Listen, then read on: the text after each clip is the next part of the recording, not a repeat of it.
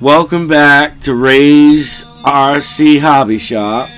Today we're going over the Outcast 4S V2.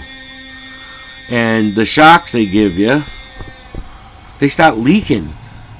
They're leaking all over the place. So, show you what you gotta do. No, I ain't no professional here, but we're going to get this thing to work. The size O-ring I use, is this American? Let me see what we got here. 1 inch, yeah. Okay, so this is American. And so this is 012 O-ring that you got to put in. Now, if we look over here, I don't know if you guys can see that. Alright, the orange one is the original. The one next to it, I tried to use it, didn't work. Once I started putting it under pressure, it leaked. So, I went with the next one, which obviously you can see it's smaller, but it's thicker than the original. See the original? See how thin it is?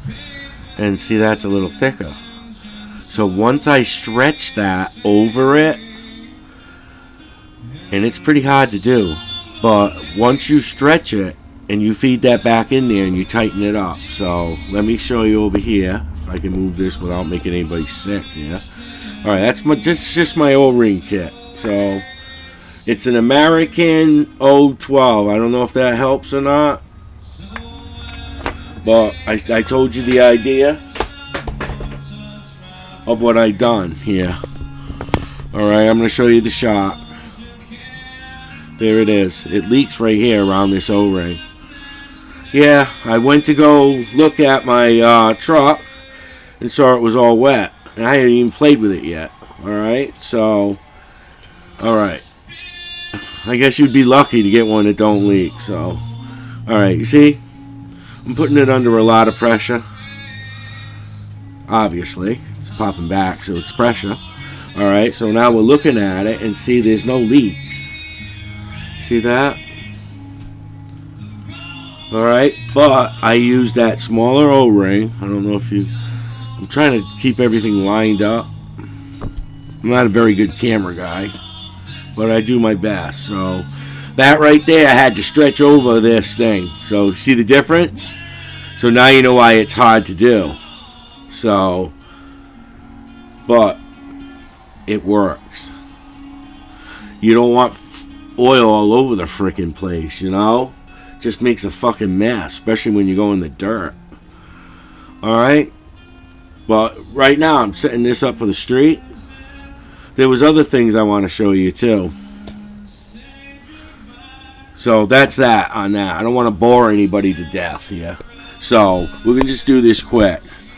Okay, I got the aluminum motor mount, but this, you have to do customization to get that to work because the back of this is designed different.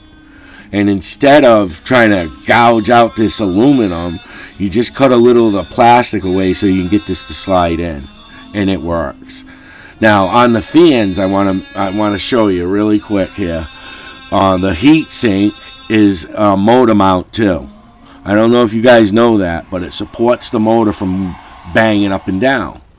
Now, if you wanted to do the dual fans, okay, on Amazon they're like $9.22, and you see that flat plate I put on there?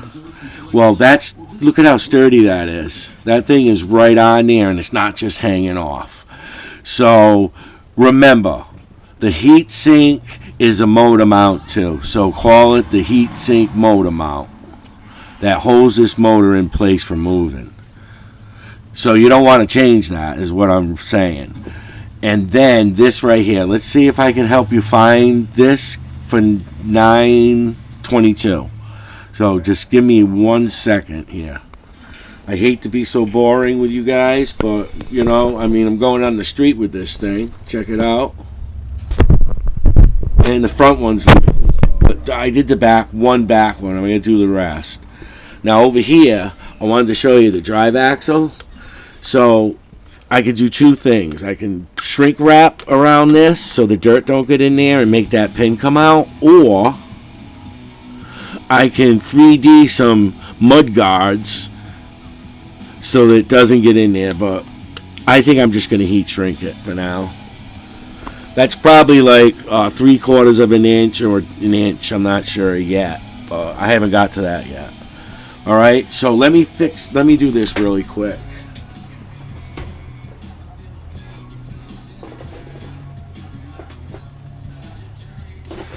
Okay, now let me move this like this in front of me. So sorry about wobbling it around. But you see that plate right there? It goes on here like this. It's long, it goes on here. Now, if you take this, and it comes with a fan, 2 fans on it for $9.22. Now, what you do is you unscrew it from here, and now you got the plate. So now you make these longer, and it'll go right through and hold. So now we're holding at 1, 2, 3, 4, 5, 6 going through the heat sink, and 2 just bolting into this. But as you can see, probably didn't hear anything I said over here because of the camera, but right here is that flat plate, and it goes on here and when you buy it, it's 2 fans. But for $9.22, you can take the plate off of here and put it on your arrma heatsink mount, because it's a heatsink mount. It has a mount on the bottom. Alright, so you get this on Amazon. It has 2 fans on it with that flat plate. You take the flat plate off, put it on here, and you got yourself a nice sturdy, look at that, nice sturdy platform. Alright, hey, thanks for watching. If I got to help anybody, please give me a thumbs up. Later. Alright, welcome back. Now, I wanted to show you guys this really quick on the Outcast 4S V2. I want to show you these rods right here. These are from a 1/6 scale, but customized them and they fit great. So I wanted to show you guys that, and I'll show you how to customize it on the next video or something, okay? So later, have fun. I'll see you. Alright, say 20 minutes later now. We were just checking it all out. Let me see if I can fix this camera. Ooh, it's so terrible when it comes to... I really need somebody to film for me. I just don't have the time to do everything that I'd like to share with you all the time. All these new things I come up with all the time. Well, here's the shot, and it's not leaking, and it seems to be working really nice. You see that? A lot of pressure I'm putting it under. It's pushing it back nicely. We check the threads. Now make sure you tighten this up, man. If you don't have a pair of these, let me show you. If you don't have a pair of these are shocks. They do shocks. They hold on to the shock, you hold on to the pins, and they pop you little balls. And this is definitely a tool worth having, okay?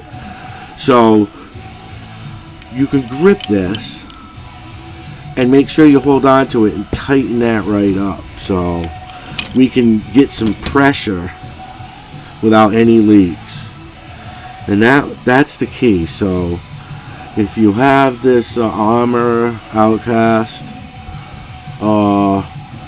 you may get a leak in your shock and you may not, but if you do, find this video and show you how to fix it. Alright, well, I wanted to show you after all this time. It's still good, so I'm gonna go on and do more. Thanks for watching. Subscribe. Okay, another thing I wanted to tell you, because I got lazy and didn't want to get it, but you should always put your RC on a tool like this, so it's easy to work on. You can spin it around, you get this side done. But I was lazy and I didn't want to grab it because I was so mad that the shock was leaking. So, well, I wanted to show you the stand makes things a lot easier. Alright, thanks for watching. Alright, here we are in the hobby shop. All these things that are going on. There's the front shocks. One of my friends said I should show you guys how to put the O-ring on, so I'll do that in a minute. I wanted to show you the shock real quick. Look at the big rock, looks good. If you look in the back of it, man, you see where the motor is? I don't know if you can see that or not, but that's all custom. Alright, we make them better. We make them better because we race all the time.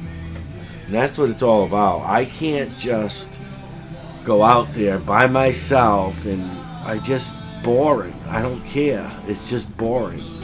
But when you're racing and you're racing your friends and you're all having fun, and as you can see, the hobby shop is being worked. Everybody's working on their stuff and making it better.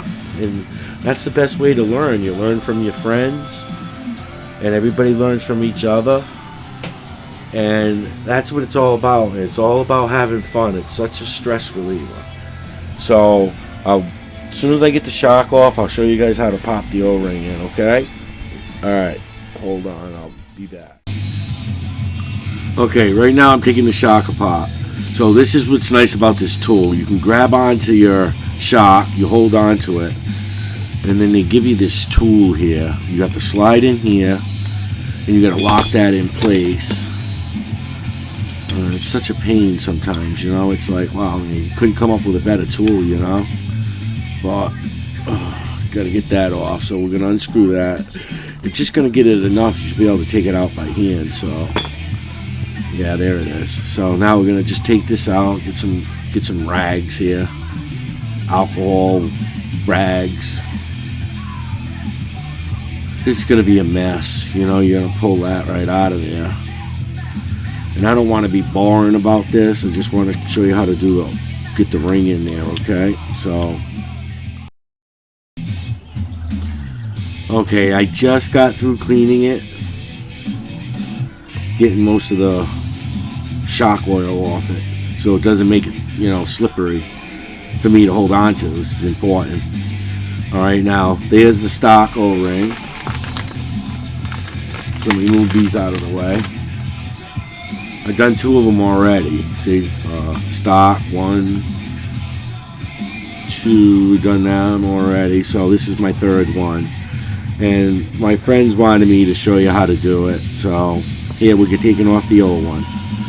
Alright, now I'll be right back. Let me grab an O-ring. Okay, I'm back. I got O-ring right here.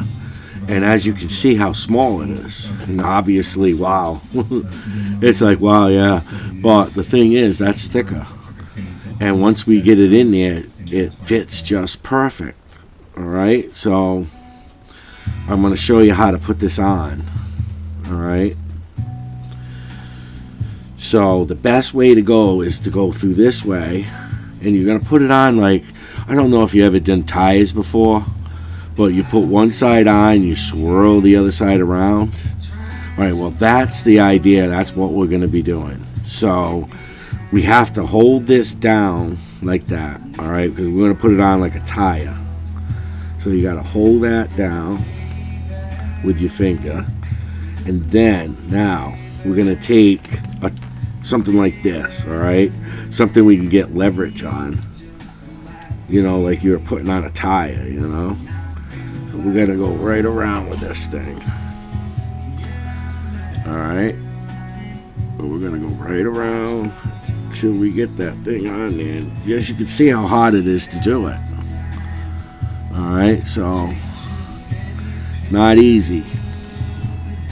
But once you've got it held, you should be able to put that on just like you're putting on a tire. And as you can see, I'm having a hard time with this one, but it's well worth doing. we gotta grab that O-ring here somehow. Get it in there. So we gotta grab it. You know, just like a real tie, you don't want to take too much of it. I lost it with my finger. Alright, so let's try this. I'm going to put this one in first. I want to put it on like a tie, you know? So if we can get this to go all the way around now, we should be able to do this. Okay. Hopefully now we can show you how to do this. Roll that thing right around, the whole thing, and there it is. Okay, see how I did that? And now the O-ring is right in there. I don't know if you can see that or not, but the O-ring's in there, okay? So my friend wanted me to show you guys how to put the O-ring in, and that's how you do it. So thanks for watching, and hopefully you get your shocks not to leak. Okay, I'm back to help you with something else here. They had the wire running this way. They had the wire running right through here. It was the most ridiculous thing I ever seen. So to fix that, unscrew this. Unscrew that, lift it up, take the wire, slide it all the way across, and stick the wire down in the hole. And now the wire is not in the way. Alright, so I hope that helped you out.